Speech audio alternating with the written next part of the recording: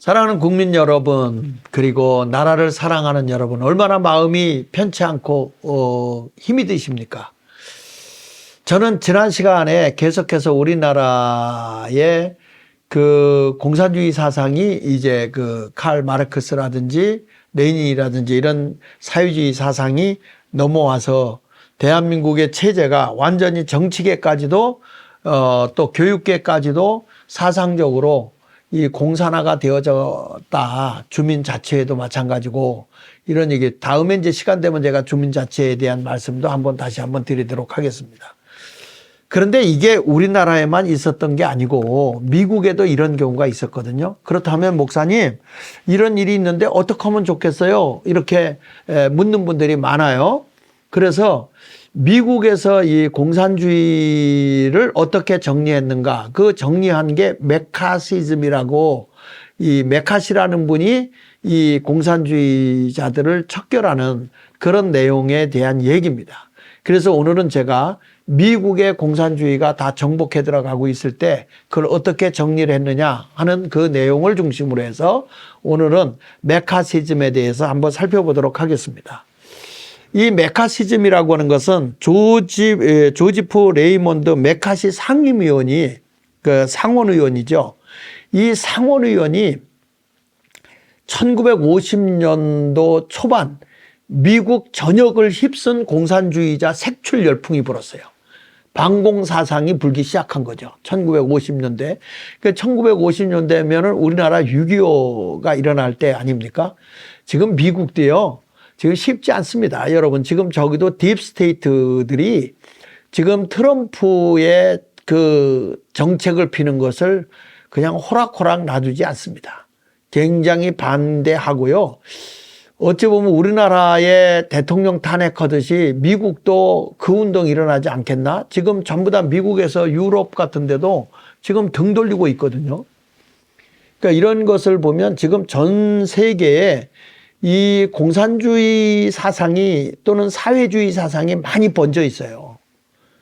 근데 있는데 지금 이 메카시즘이라고 하는 메카시 상원의원이 1950년도에 초반 미국 전역을 휩쓴 공산주의 색출 열풍이 불기 시작했죠. 1947년도에 트루먼 독트린 발표 후에, 트루먼 대통령이 독트린 발표한 후에 소련 공산주의에 대응하기 위해서 반공 정서가 확산되는 분위기였어요, 미국에. 그러니까 우리나라도 여러분 그 박정희 대통령 때 우리 인사가 뭐였습니까? 반공 이렇게 우리 고등학교 때만 해도 또 중학교 때는 멸공 이렇게 가고 그랬었거든요. 그만큼 우리는 공산주의에 대해서 반대하고 있었던 거죠. 근데 이 반공 정서가 미국에 많이 이렇게 확산되고 있었을 때 이때 메카시가 공산주의에 맞서는 애국자로서 미국의 대스타로 등극을 합니다.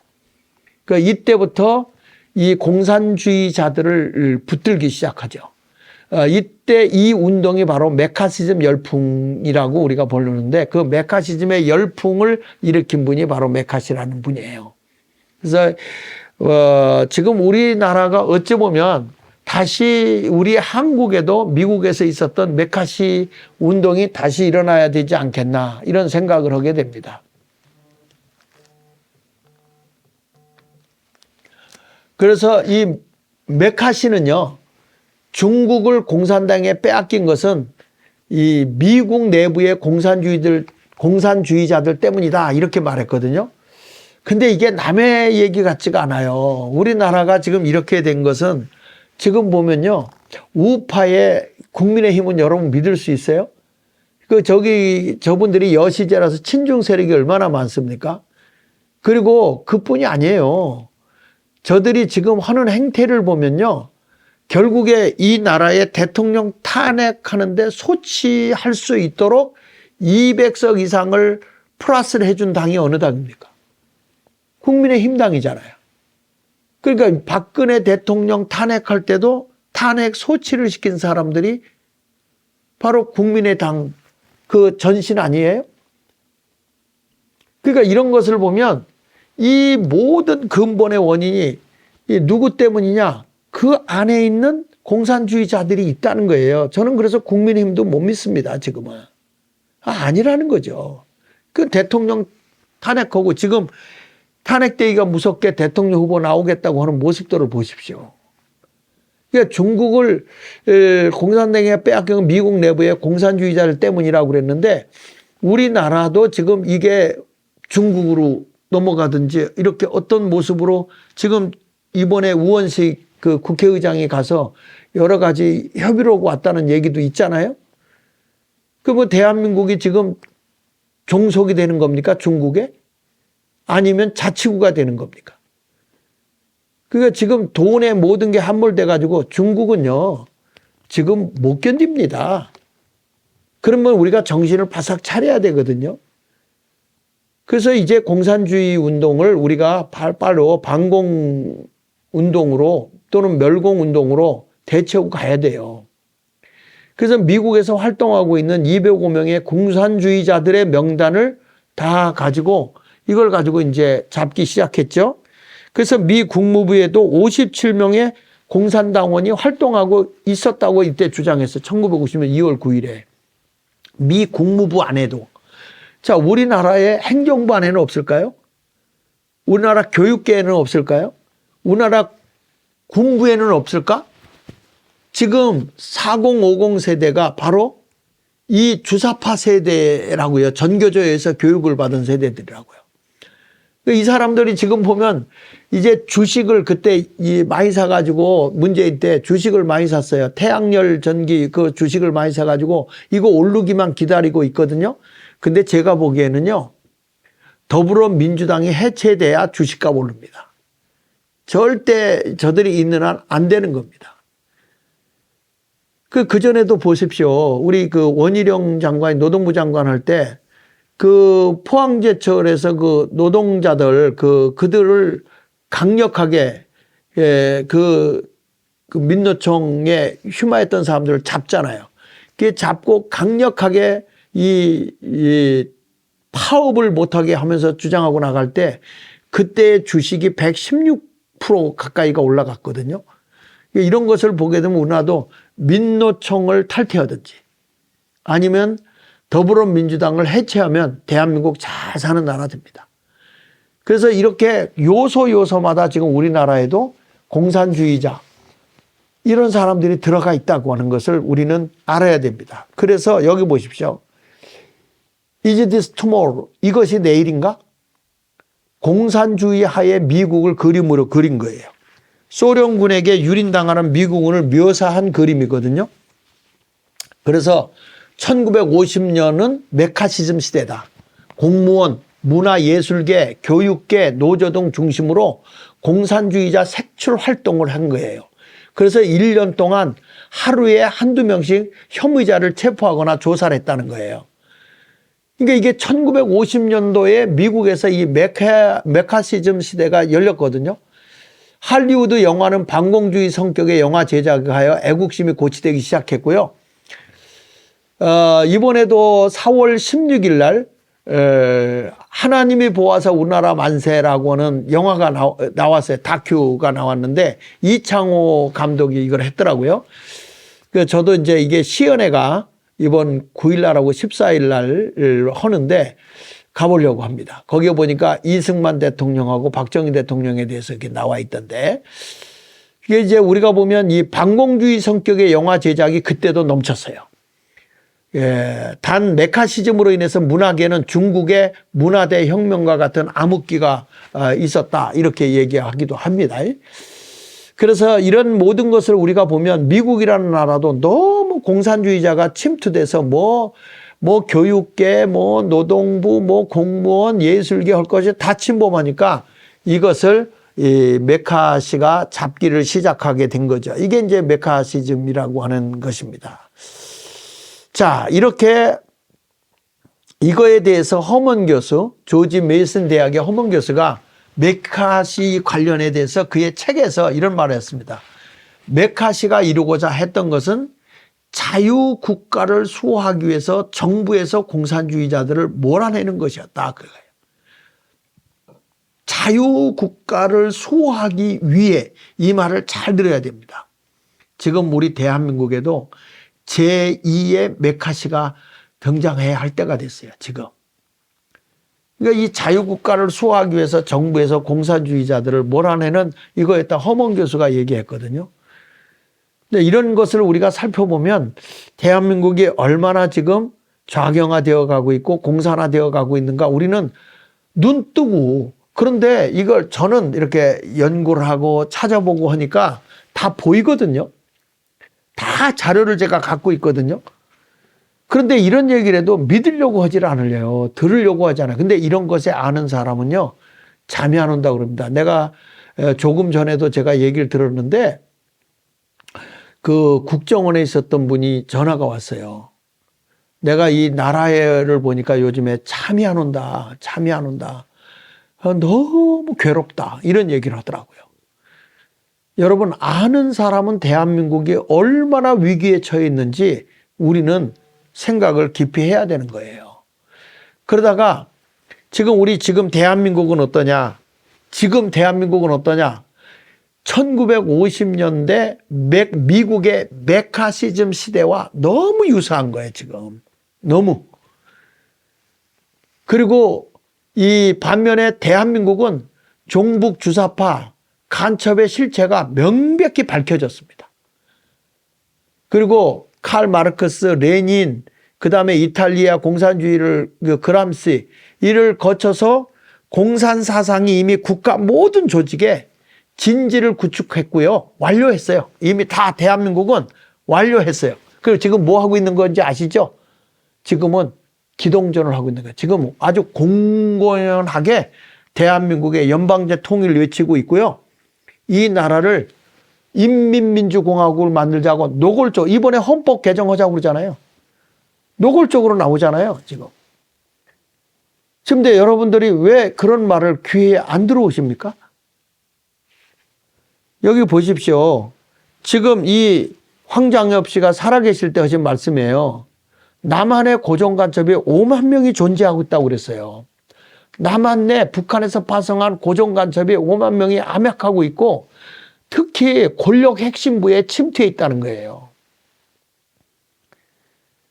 이게 1997년 만명 당시에 그의 서신에서 이거 밝힌 거거든요. 황장엽 씨가. 그런데 지금 우리 이 김국성 씨는 지금 뭐 노골적으로 얘기하잖아요. 남한에 더 이상 지금 북한에서 내려보낼 형편도 안 되지만 내려보낼 필요가 없다는 거예요. 여기에 지금 15만 명의 간첩이 활동하고 있다는 거예요. 그뿐입니까? 중국 공산당원들이 한국에 얼마나 많이 들어와서 지금 보면 중국의 공안들이 한국을, 아니 공안이 아니더라도 이미 한국 경찰은 중국의 공안하고 똑같이 됐다는 거예요. 그래서 한국이 위기를 하는 거예요. 심각하게 우리 국민들이 깨어 일어나야 되고요. 지금 이런 상황까지 왔다고 하는 거에 대해서 우리가 통탄하고 가슴 쳐야 되는 거예요. 얼마나 아쉽습니까? 지금 이런 것을 보면은.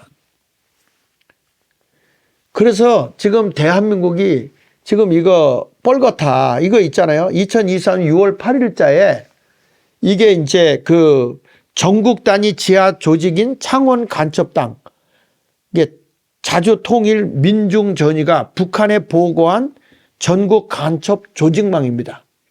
요게요, 문화일보에 나온 건데요. 요게 한 조직에서만 요렇게 조직을 했다는 거예요.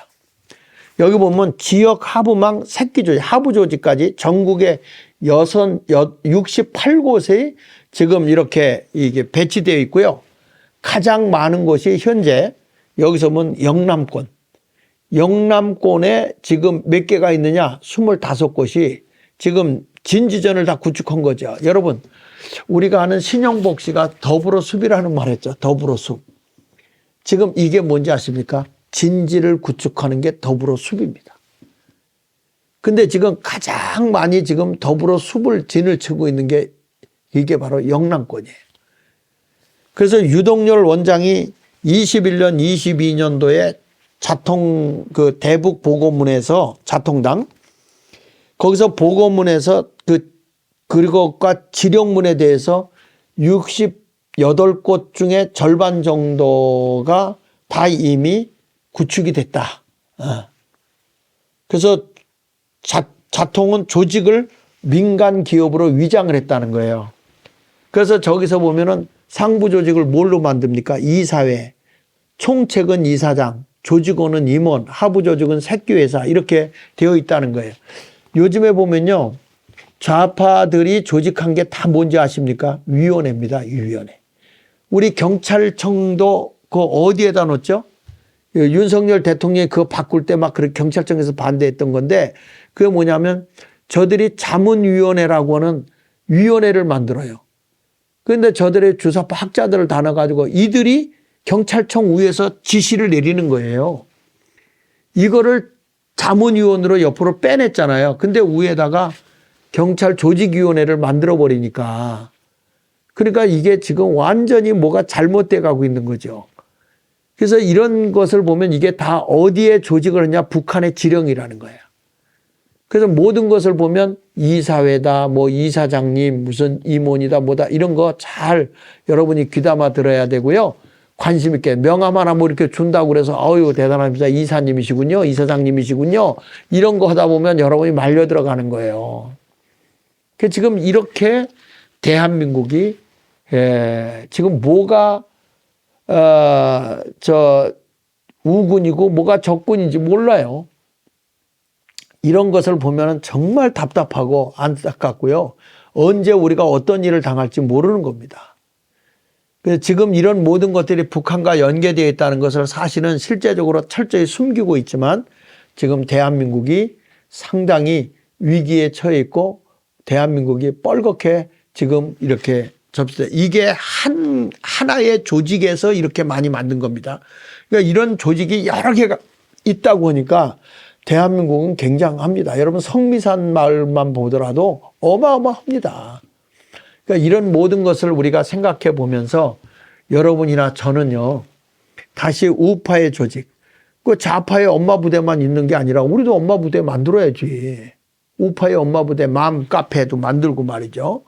뭐 우맘으로 가든지 아니면 뭐 나라를 사랑하는 남함으로 가든지 뭔가 마음을 만들어서 우리가 그 지역에서 이 맘 카페에 가서 자기들이 이용하는데 어디는 어느 지역은 뭐 10만 명, 어느 지역은 100만이 가입을 했다고 그래요. 그래서 그 카페에서 소득이 1억씩 나온다고 그러더라고요. 한 달에. 뭐 이렇게 해가지고 그들은 활동비도 쓰고 있고 그리고 그들은 우파에 전혀 그 댓글이 못 들어오게 차단도 하고 있어서 자신들도 모르게 완전히 잘못된 정보를 소유하게 한다는 것이죠. 지금 나라가 이 지경까지 됐습니다. 교회가 깨어 일어나야 되지 않겠습니까? 우리 모두 정신 차려서 하나님이 기뻐하는 나라를 만듭시다. 우리가 기도하면서 하나님 이 나라를 주님이 굽어 살펴 주십시오. 우리가 금식하며 기도하며 에스더와 같이 죽으면 죽으리라 할 때 하나님이 인생을 역전시키잖아요. 자기들이 함정 팠던 것에 오히려 함정을 당한 하만이 되지 않습니까? 그러니까 모르드게를 죽이려고 하다가 하만이 죽는 일을 만나게 되지 않습니까? 유다인을 죽이려고 하던 그 세력이 오히려 죽게 되는 거죠. 우리는 이런 조직들이 다시 우리 하나님의 역사하신 가운데서 이 대한민국이 정화되어져서 살기 좋은 자유민주국가인 대한민국이 되도록 우리 모두 함께 총력 힘써 주시고 기도 많이 해 주시고요. 우리 함께 연합된 그 모습을 더 강하게 모여야 되고요. 우리 젊은이들 그리고 우리 대학생들 우리 이 20, 30대만이 아니라 40, 50대들도 정말 이렇게 대한민국이 얼마나 살기 좋은 나라가 됐습니까? 이런 나라가 병들어서야 되겠습니까? 어른들이 뭐가 아쉬워서 60, 70대 되신 분들이 길거리에 나와서 저렇게 고생을 하십니까? 그것은 바로 우리 후손들에게 살기 좋은 나라를 넘겨주려고 하는 거 아니겠습니까? 더 이상 속지 말고 우리 대한민국을 지키는 일에 우리 모두 최선을 다해서 함께 해 나가도록 우리 힘을 합칩시다. 여러분 좋아요 그리고 구독 장학일 TV를 많이 시청해주고 댓글도 많이 남겨주시길 바랍니다. 그리고 이런 것들을 좀 많이 알려주세요. 주변에도 많이 알려주시고 그래서 서로들 이렇게 배워서 알고 알고 싸우는 것과 모르고 싸우는 거는 그건 게임이 안 되잖아요. 그래서 우리는 알고 다른 사람에게도 이런 것들을 알려줘서 대한민국을 복된 나라로 만드는 일에 우리 모두 함께 합시다. 감사합니다.